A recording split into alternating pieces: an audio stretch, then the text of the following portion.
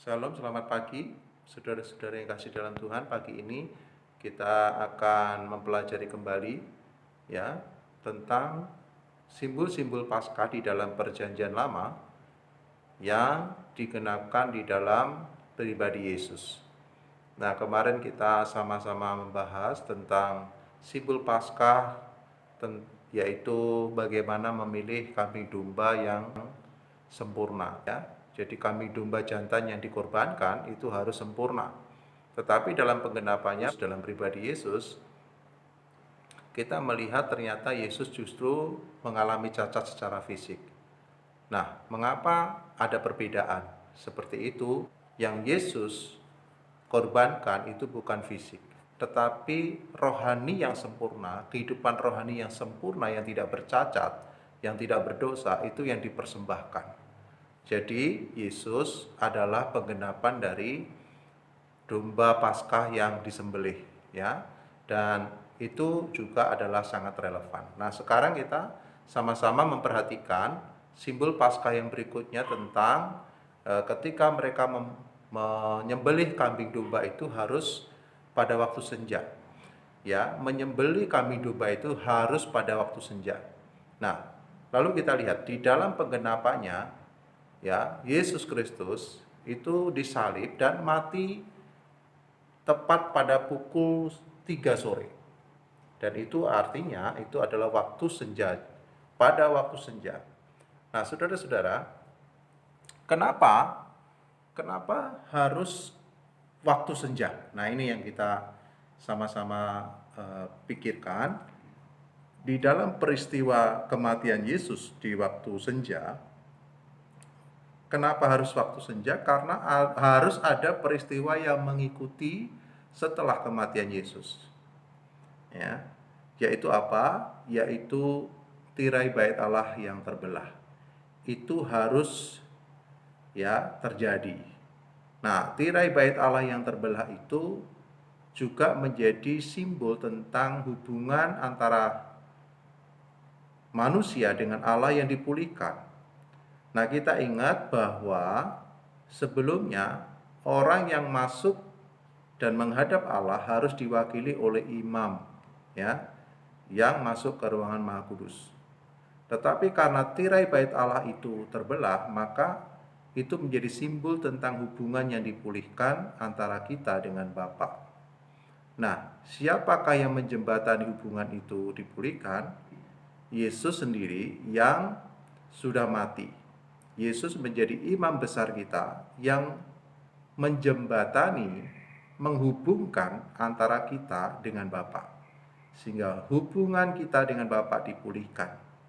Jadi sekarang saudara-saudara, orang-orang yang percaya kepada Yesus, maka hubungan relasi yang terpisah karena dosa itu dipulihkan karena dosa-dosa kita tergantikan oleh anak domba Allah yang disembelih itu, yang disalibkan itu, yang tidak bercacat, yang tidak berdosa. Ya. Nah, saudara-saudara, maka artinya buat kita sendiri kita harus memiliki ya, membina dan merawat hubungan ini dengan Bapa. Ya, di dalam nama Tuhan Yesus Kristus kita memiliki hubungan yang indah, intim dengan Tuhan.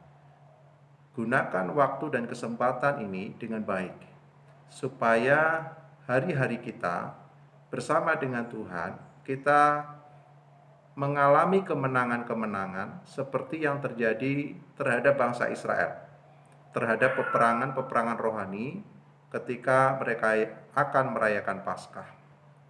Saya percaya saat ini kita sangat membutuhkan kuasa Tuhan. Di tengah-tengah keadaan yang serba terbatas ini, ya, kita membutuhkan kuasa Tuhan. Kita memerlukan kehadiran Tuhan untuk menguatkan kita. Dan jika kita sungguh-sungguh percaya kepada anak domba Allah yang dikorbankan di dalam pribadi Yesus yang memulihkan keadaan hubungan kita, maka tidak ada yang mustahil, saudara-saudara.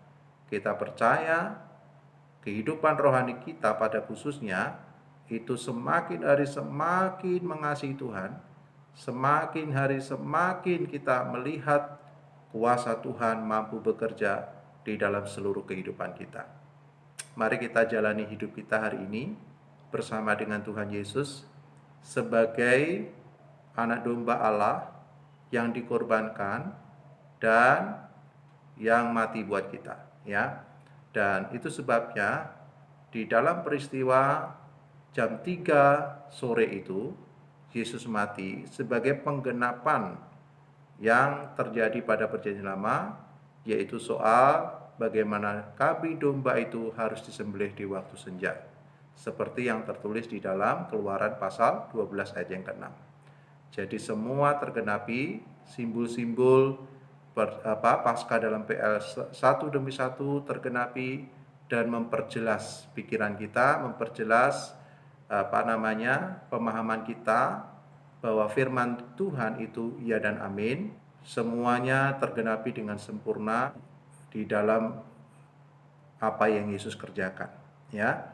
Kiranya Tuhan berkati kita semuanya, tetap semangat, tetap mungkin kita harus di rumah, tetapi rajinlah baca Alkitab, rajin juga nonton